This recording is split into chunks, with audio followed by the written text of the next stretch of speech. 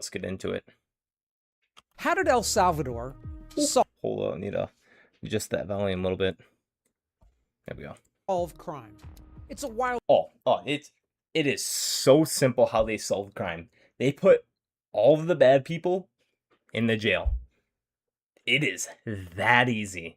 It is that easy. Meanwhile, you have fringe lunatic retards over here saying you can't incarcerate your way out of problems. Oh, yeah, you can. Just take a look at El Salvador. They put all their criminals in jail and boom.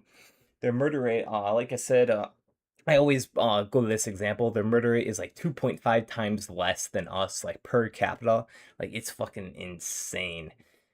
story because just a handful of years ago, And it used I believe it used to be the most dangerous Latin American country, like out of the whole fucking, like even including like South America and like Central America. it was the murder capital of the world. Yeah, it was the murder capital of the world. Outside of war zones, there was no place more dangerous. Yep. And now, it's the exact opposite. Today, your chances of getting murdered in El Salvador are lower than anywhere in North or South America. Yep. I mean, it's safer than Canada. 10 years ago, 6,600 people were killed there in a year. Now it's been 150 days so far in 2026 with no murders. Damn, zero. Now, albeit there's probably like one or two secret, like between rival gangs or cartels or something, probably one or two that are unaccounted for. But like, holy, most of that shit's already been solved, and to have none on like public records, like that's crazy. The elephant in the room is, how did that happen? You know what? I'm just gonna let the video continue. I mean, for I've already generations, said how that everyone happened. wanted a safer country, but it just didn't happen until President Nayib Bukele. And his actions, Bukele is top tier dictator, bro. Top tier. One of the only actually liked dictators. made him both super popular within El Salvador And his like approval rating is around like 89%. Like 89% for any politician is unheard of. It's unheard of. And I'm not talking about like or not corporate, but like state controlled media like Kim Jong-un with his like 99.99% approval rating. I'm talking about like the free press on this. And he's got an 89% approval rating. Like that's fucking crazy. and highly distrusted by many outside of it, who Oh, and the who was it? I think no, not the European Union, but the UN, I believe, was wanted to like not infiltrate, but like intervene in the matters and how do I say this? Here, let's take a step back. So Bukele, he in order to do all this, he had all of his guards masked up in the prison and create huge complexes of these prisons. And because before they were all, or not all, but a lot of them were being run by the gangs. And so he created a bunch of new ones, buffed up the security and whatnot. And one of the things was, again, he put masks on the guards so the gang members couldn't retaliate against the guards. However, the UN wanted to intervene and put a stop to that, saying how it was like internationally like some kind of bullshit about like international and that they couldn't do it. And then Bukele was saying or asking why did they care so much about the criminals, the rapists, the murderers, these gang rapers, like why they care so much about them rather than the hundreds of thousands of innocent people being terrorized by these fucking gang members. think that And the reason why it was so like effective, at least that I believe, is because the UN didn't give two shits about El Salvador before Bukele got in and started making all these policies. the price tag for peace will be too high. I'm Ken LaCourte. I dig into uncomfortable topics, and I do my best to give you answers as straightforward as I can. In the next few minutes, we'll walk through 3 chapters of the saga of El Salvador. First, I'll tell you how horrifically violent the country was until very recently. Next, I'll describe the mechanics of the Bukele crackdown. And finally, we'll talk about whether the locals think the price of safety has been worth it. Oh So right now, El Salvador is having a moment. Travel vloggers and crypto guys, they can't stop posting about it. Good surf, cheap living, and the pitch they all circle around is its safety. But for the past 100 years or so, El Salvador was horrifically violent. So let's take just a couple minutes on that history, because the problems, they didn't just pop up out of nowhere. Now, lots of countries have ugly histories, but El Salvador kept landing back to the same bloody place. The violence would return in different forms, and each wave seemed to set the stage for the next. Let's rewind 100 years. Now, what I think most of the problem in the Latin American countries is that the gangs have infiltrated the government so deep that they never really do anything. Like, they put on a display on how they might do something against gangs and cartels and etc. But really, it's in reality is supposed to be completely ineffective in the long game. So really, nothing gets done. And because these cartels and gangs keep influencing the government, again, nothing gets done, and the violence continues. And a lot of times, and in many cases, it just gets worse. El Salvador, like its neighbor Guatemala, had a huge indigenous population, the Papil, descendants of people who'd lived there long before the Spanish arrived. Today, they're nearly gone, and much of that can be traced back to a single man, General Maximiliano Hernandez Martinez. In 1832, a communist-inspired uprising broke out among poor, mostly indigenous farmers. The rebellion was crushed in days, but what Martinez did next is the part people remember. I'm going to take a wild guess, and he genocided them. He ordered the mass slaughter. How did I guess? How did I guess? It's almost like this happens in almost every single part of the world all the time. All you have to do is look at history. Of anywhere from 10,000 to 40,000 people as a payback. Honestly, I'm a little surprised it's that low. Most of them Papil, and many targeted for nothing more than looking Indian. They call it La Matanza, the massacre. The survivors learn quickly. Stop wearing their traditional clothes. Stop speaking the native language in public. Just blend into the crowd. This is a big part of why El Salvador today is overwhelmingly mestizo, mixed European and indigenous, with barely any visible indigenous population left. And Martinez wasn't a one-off. After he finally fell in 1944, the military just kept the keys to the country. The army ran El Salvador continuously until 1979, almost 50 years of unbroken military rule. And a tiny circle of families owned most of the country, and while they had elections, they were rigged. Sounds about right. As unions, student protests, and peasants started organizing in the mid-1960s, a network of government-linked paramilitaries and death squads began hunting them down. The grievances piled up, the repression got worse, and the pressure cooker finally blew in 1980. What followed was a 12-year civil war. On one side was a government trying to fend off, with America's support.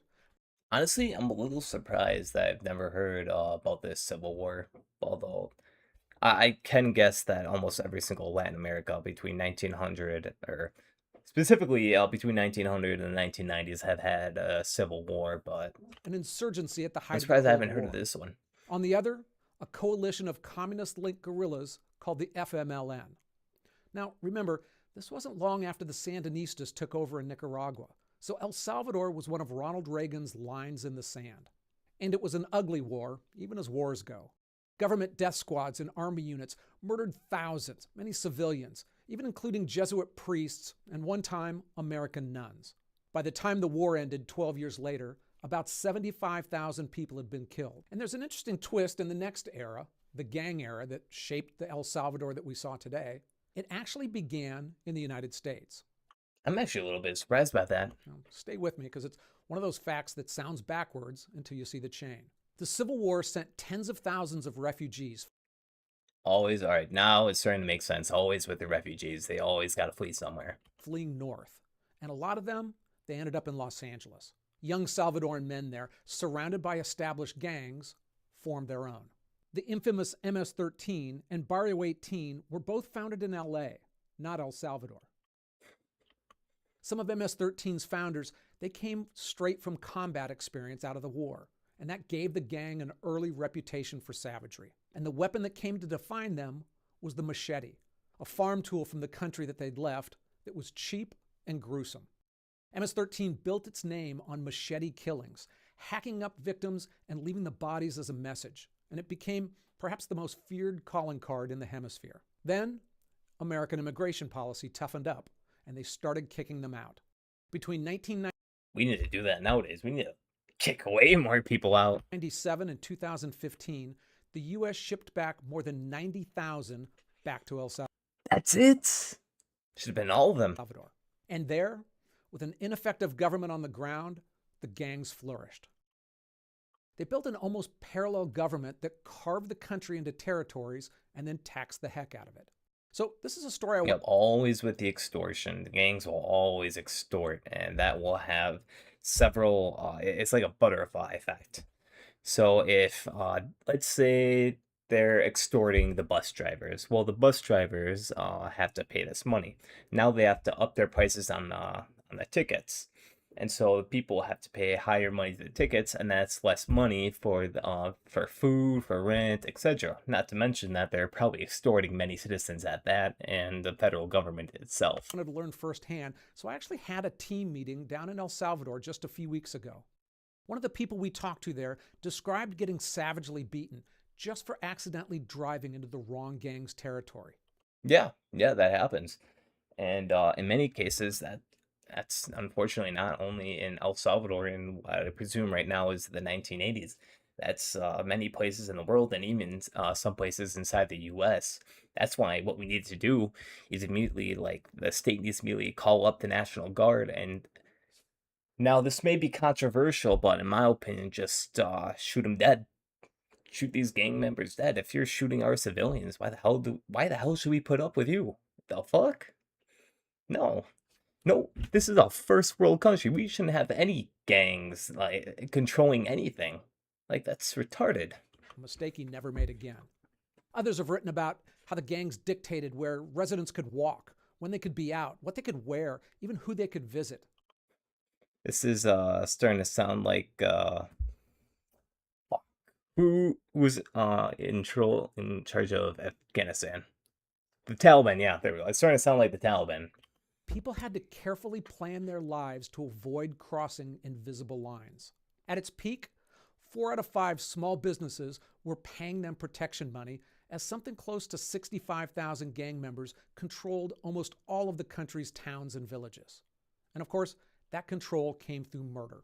In 2015, El Salvador clocked over 100 homicides per 100,000 people. Again, highest on earth for any country not at war. As well, 1 in 1,000 people. Over 6,000 people were killed that year, a number that per capita was 17 times higher than the global average. It nearly matched the death rate during the Civil War. And at a That actually surprises me. certain point, people... But although it's...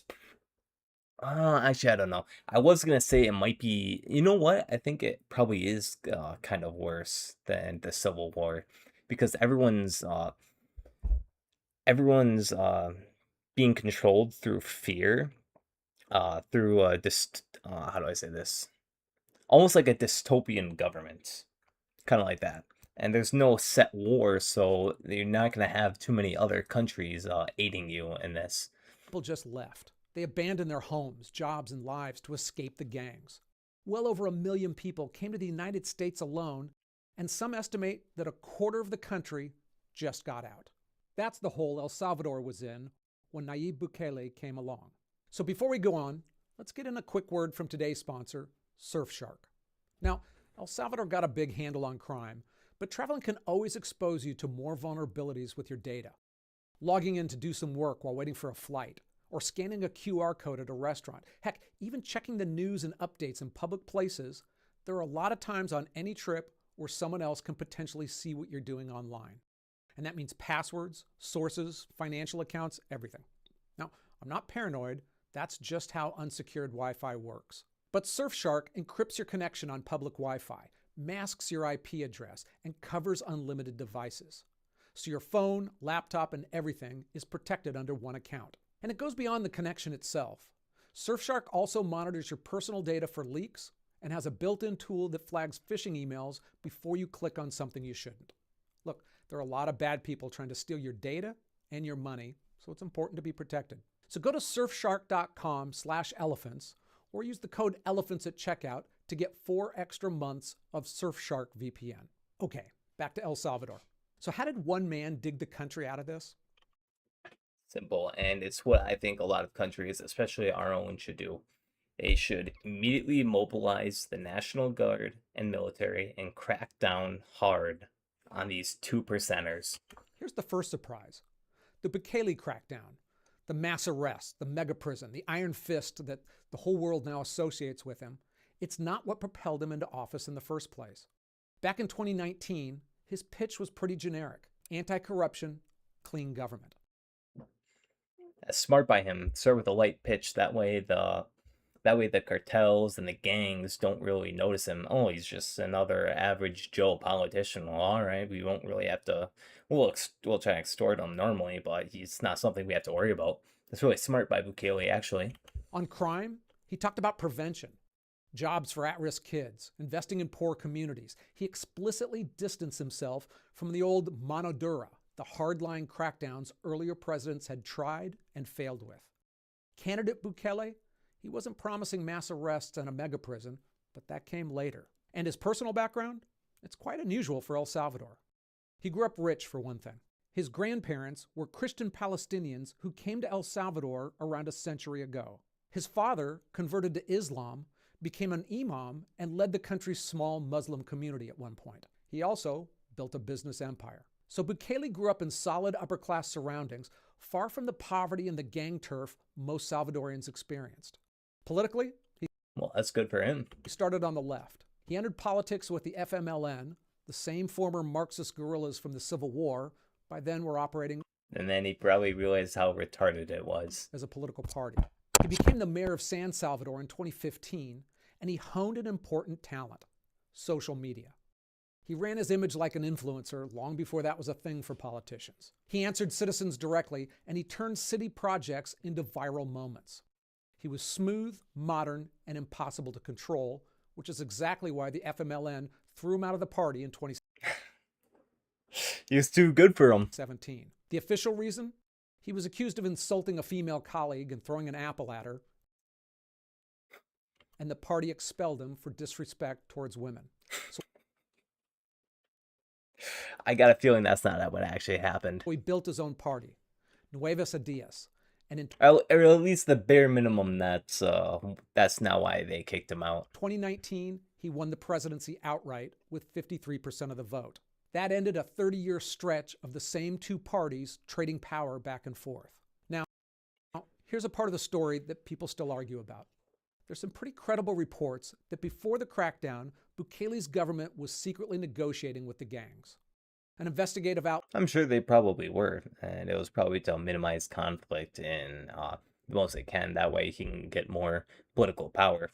And in the long run, it actually seemed like it worked out extremely well. in El Salvador, El Faro, reported on covert meetings with jailed MS-13 leaders starting in 2019.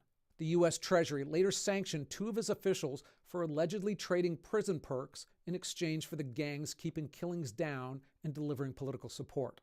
Now, Bukele denies all of it, although the rationale for both doing it and denying it is pretty easy to see. Yeah, it is. And like I said, in the long run, it worked out extremely well. These gangs were criminals ruining the country, no question, but they also held real, undisputed power. So dealing with them was ugly, but ignoring them, that was a difficult path as well. Whatever deal or truce It'd be impossible to ignore them because again, they control many such not just extortion, but they control many areas of the country. might have So they're doing a lot more than just extorting money out of people and businesses. existed, though, it all fell apart on March 25th, 2022. The gangs went on a coordinated killing spree, gunning down street vendors, bus passengers, ordinary people just going about their day. They murdered This is probably what unlocked them and made them realize we've had enough of these pieces of shit. Let's round them all up. 62 people in one day of bloodshed alone. The gangs were trying to pressure Bukele, but it had the opposite reaction. He moved within hours. At his request, the legislature declared a state of exception, an emergency power suspending basic rights like the right to a lawyer, the right to be told why you're being arrested, and a rule that police had to bring you before a judge within 72 hours. Within just 2 days, the government arrested over 600 alleged gang members. That climbed 6,000 in a 10-day period.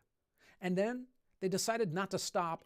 This is what we need to do with our gang members as well. That this shouldn't be just limited to El Salvador. We need to.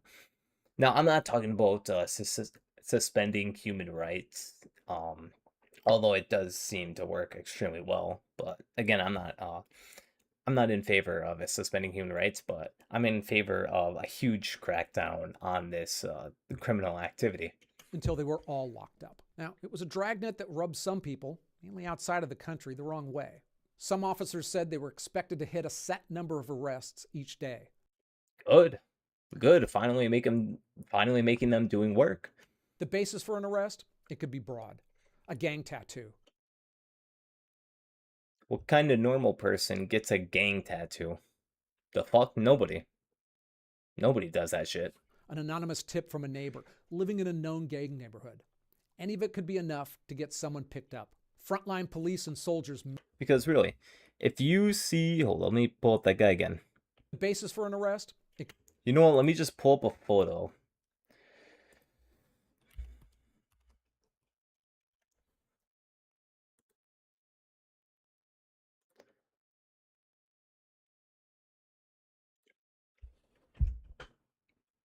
You can already tell. If you just see a guy, it doesn't even have to be this MS-13 on his face, and I mean all over his face. If you just see someone like this, you can immediately tell, hey, that's a fucking gang member. I don't care how many retards try to tell me otherwise. This is a gang member. Humans have evolved for millions of years to recognize patterns. And you know what the tattoos on face, you know what kind of pattern that is?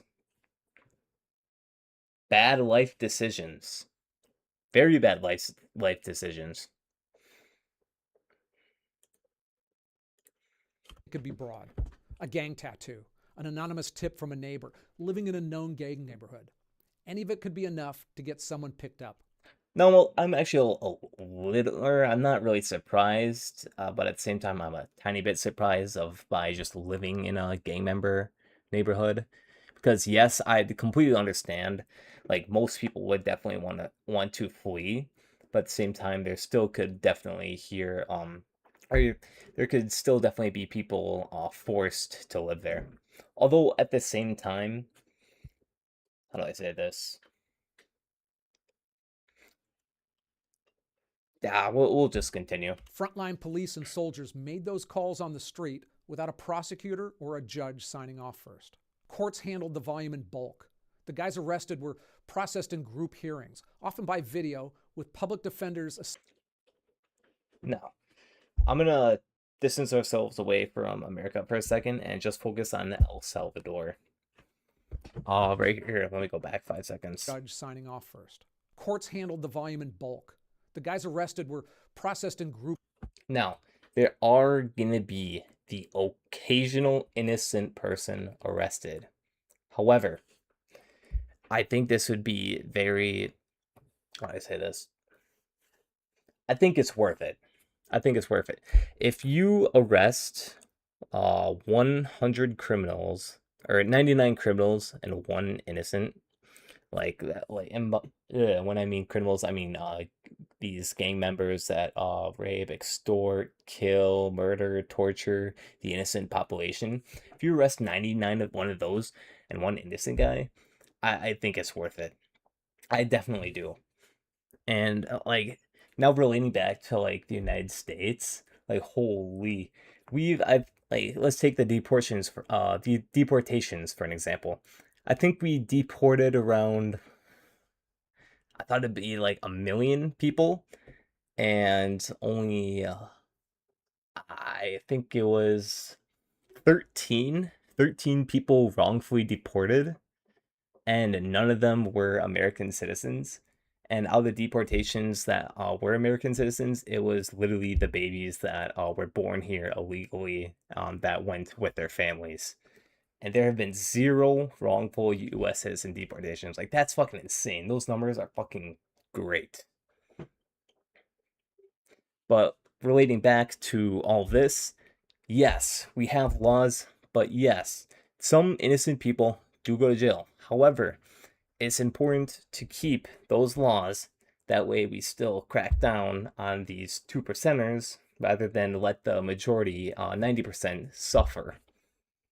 Hearings, often by video, with public defenders assigned to a large batch of cases at once. In These public defenders probably got fucked, man. 2023, a new law went into effect allowing collective trials of up to 900 Holy damn. defendants at a time, often via video from prison, heard by judges whose identities were kept secret. About a year into the crackdown, the government opened Sakat, a giant fortress prison that became Bukele's global signature. I mean, the scale is hard to overstate. Look at this, bro. Look at all of these pieces of shit. Since he launched the state of exception, security forces arrested over 80,000 people. That's over 1% of the entire country, and it's the highest incarceration rate on Earth. But whatever problems people have, because yeah, I believe the U.S. is 0.8%. Have with those numbers or the process itself, it clearly worked. The murder rate plummeted from over 100 homicides per 100,000 people in 2015 to 1.3 in 2025. From a country with thousands of murders a year to now 1,000 days with no murders. Extortion dropped off, among the cops as well, who just a few years beforehand people saw as corrupt, but not now. I saw this firsthand. It's insane how just one good leader cracking down on this shit just unites a country. The streets feel and helps restore faith. Remarkably safe. Just think about it. This is in a span of, let's take a look at that graph. This is in a span of 10 years? Yeah, in a span of 10 years, he did all of this, man. That's just fucking crazy. Crazy good. 1.3 in 2025. From a country with thousands of murders a year to now 1,000 days with no murders. Extortion dropped off, among the cops as well, who just a few years beforehand people saw as corrupt, but not now. I saw this firsthand. The streets feel remarkably safe. I mean, honestly, safer than in big... Yeah, I remember I think it was like, it might have been in December, they were having Christmas parades as well. Like, they probably haven't had that in years. And I imagine if you're used to just seeing guns and violence and being suppressed your whole life, and all of a sudden, a few years later, you see a Christmas parade going on, you think to yourself, this country is changing for the better. Parts of American cities. I mean, there was poverty, but the public squares were filled up with families, not hustlers and beggars. It's extremely good. Like I said, we need to do that here as well. Fuck those hustlers, man. And the beggars, we can put them in fucking homeless camps. Like, what the fuck? When I compare it to some of the pictures I've seen from just a few... They shouldn't be around every corner and bend you go on the city sidewalk. Like, what the hell? This is, like, I'm talking about America right now. Like, this is a first world country. We shouldn't have to deal with that. Years ago, it looks like a different country. So that's the deal El Salvador made. And the question now is what it cost and who paid. Before moving on, though, please know that my sources and research for this and almost all my videos are in the description box. If I get any serious facts wrong, let me know in the comments and I'll address it in a pinned comment below. Okay, so the first thing you have to say about Bukele's public image is that within El Salvador, he's still wildly popular. Yeah, like I said before, I think his approval rating is like 90%. The price of safety has been worth the cost. Extremely worth the cost. His approval rating, it sat in the high 80s, basically from the moment the crackdown started. And by 2026, it hit a... Holy shit! It's even up 6% more than when I thought. Or 5%. Holy cow, bro. It's only 1 out of 20 people that do not like the guy. And I imagine those people are the family members of the criminals that he arrested. Record 94% in one poll. Ranking, hold up, what does that say? Ranking first in global leaders approval survey.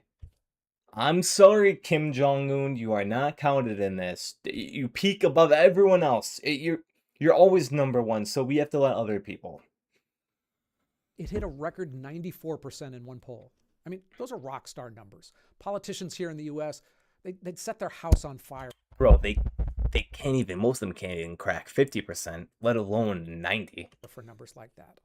And those numbers reflect I think maybe the most any president has ever, like the most approval a president has ever had besides you know what? No, I think FDR after the bombing of Pearl Harbor might have had the highest. Because otherwise than that, it was George Bush after 9/11. what I saw and what I heard. I mean, on the ground, there seems to be genuine gratitude for what life is like now. Pride. And it's actually relating back to that. It's moments like that when leaders unite the country in times of crisis. That's when their approval skyrockets. However, if something like that happened today, I don't know if it wouldn't have any effect, but it definitely wouldn't be as severe just because the internet and how many retards are on it. that their country's finally on the map for something other than murder. And after the hell that they lived through, it makes sense that people would love him. But let's look a little deeper. Because a common theme of Bukele's critics is that Salvadorans are scared to criticize the government. In fact, almost 2/3 of them, according to one poll they cite. And it sounds chilling. But I dug into one survey from the country's own Jesuit university and saw very different questions getting mashed into that number. For instance, when El Salvadorans are asked whether they think somebody out there, a person or an organization, could get in trouble for publicly criticizing Bukele, yeah, about 58% say that's likely. But when you ask people about themselves, only about 1 in 5 report feeling any real fear about speaking up. Almost 80% say they aren't scared at all. That tracks with what one person told us when we were down there. The fear isn't getting disappeared in the middle of the night. It's more of a fear of getting dogpiled on social media or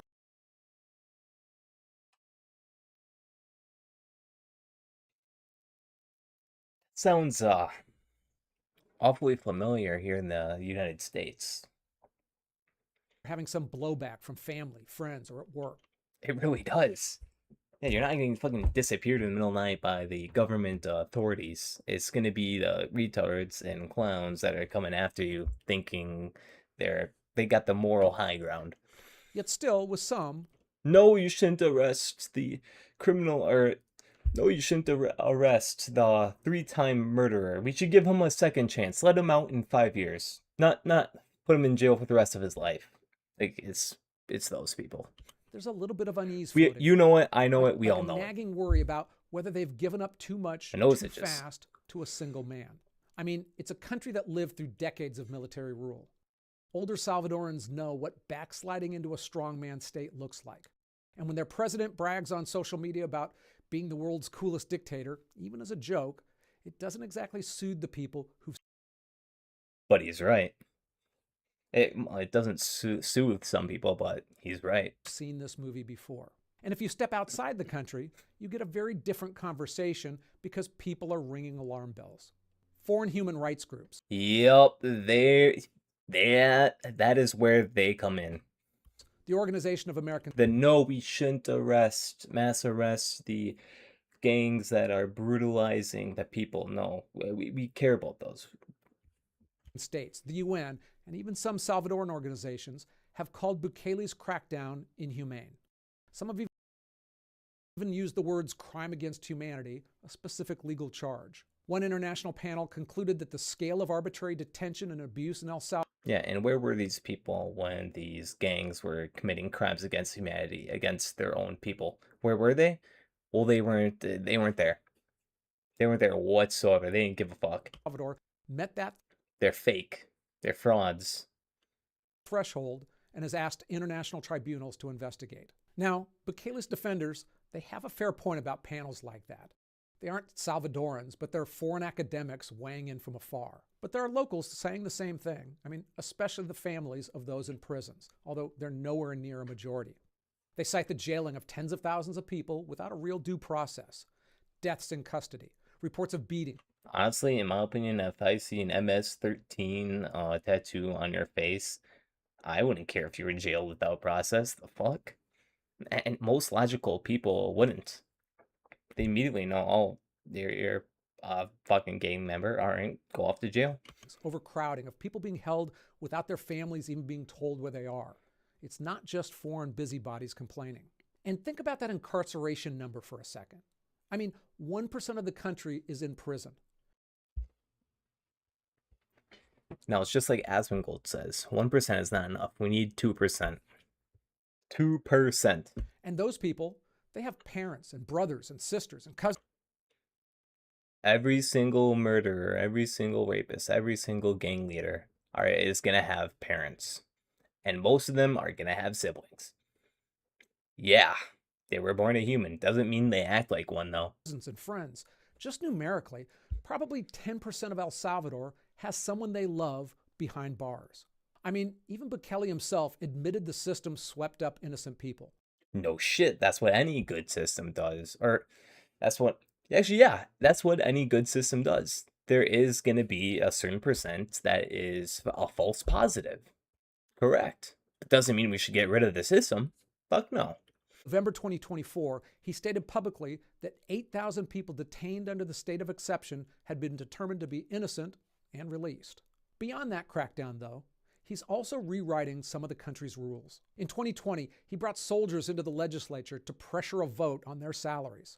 In 2021, his... Now, I'm not a fan of pressuring the vote on the salaries, like bringing the military to do that, but I am, how do I say this? I would be a fan of bringing the military for like protection against like any gang members that would maybe try to influence anyone there. Party purged the highest court and the attorney general in a single day. And the new loyalist judges, they ruled that the long-standing ban on presidential re-elections, that didn't really mean what it said. Then he was reelected in That just makes me think that's probably what Trump is going to try to do. 2024. In 2025, his super... No, but realistically, like relating back to America, I doubt he's running a third term. He's doing that to get in the trolls. Majority amended the Constitution, erasing term limits altogether. They also passed a foreign agents law that let the government tax and squeeze independent media and NGOs. It's the modern independent media, I'm not a big fan of, but the NGOs, yeah. Playbook. No tanks in the street. Because like it seems like most NGOs are really just people with masks on pretending to do something when in reality they're completely doing something in their own self-interest. No midnight arrests of senators, just statutes and court rulings, done legally and with the public cheering it on. And one more wrinkle, the man who ran on anti-corruption, well, the U.S. Treasury and State Department, they've sanctioned a number of his closest people. The director of prison stands accused of stealing and reselling more than $1 million in pandemic food aid meant for the poor. His chief of cabinet is accused of running a scheme of inflated pandemic supply contracts with kickbacks as well. Sanctions aren't convictions, but there's an irony here. So here's the thing about all this. When a popular leader with little patience for the rules amasses that much power, the only real check on that power eventually becomes that leader himself. True. And I'm hoping that it's not a case of live long enough to see yourself become the villain. I'm really hoping it's not that case. Hopefully, in the end, like, within 10 years, he finds basically a successor and hands him the reins of power, and then he continues to be a good leader. Because I really would like to see Bukele, like, not die, but retire being a good leader for El Salvador. Because right now, again, he's basically on top of the world right now. Now, we've seen that play out plenty of times in history. Sometimes it ends well with the strong man saving the country and riding off into the sunset. And sometimes, like I said, you live long enough to see yourself become the villain. Sometimes it ends very badly. All the thing is, for those people, like, people will say power corrupts. However, I believe in more of kind of what Asmongold said. Power reveals, not corrupts. Power reveals what you are. I mean, look, I saw this pattern play out firsthand once. I worked in Venezuela during a democratic time in the 90s. I talked to people who were willing to give up some of their freedoms to crack down on the high crime rate there. And within a few decades, Those once popular dictators had literally destroyed their country. The real question isn't whether Bukele made El Salvador safe. He did. You can't build a country while gangs run it. And Correct. Salvadorans, they now have a chance to do just that. The real question is what they build on top of that safety. Because there is a bit of irony to the country's long-term success. I mean, Bukele was able to... However, if you think about it like this, if you are the average Joe citizen and you just do your normal activities, and like you just do your normal activities, you work, you go home, spend time with your family, maybe you go out to the bar and whatnot, there's almost a 0% chance you're gonna get in trouble. Like a 0% chance. It's like the fuck around and find out graph. If you don't fuck around, then you won't find out. It's just that simple. transform it because he was willing and able to sidestep their institutions. But he won't be in office forever. Whether it's through a vote, a coup, or his death, El Salvador will have a new president someday. Correct. Bukele's long-term challenge will be to build up those same institutions into ones that can do good things for the country after he's gone. And I really hope that's what he's doing right now, because again, it does seem like it's going in a good direction. You know, Latin America is a fascinating culture, but throughout history, it's always seemed to struggle with poverty. And as an American, it was always confusing to see the third world literally adjoining the richest country in human history. So why? He's leading on to his next video. But yeah, that was a really good fucking video.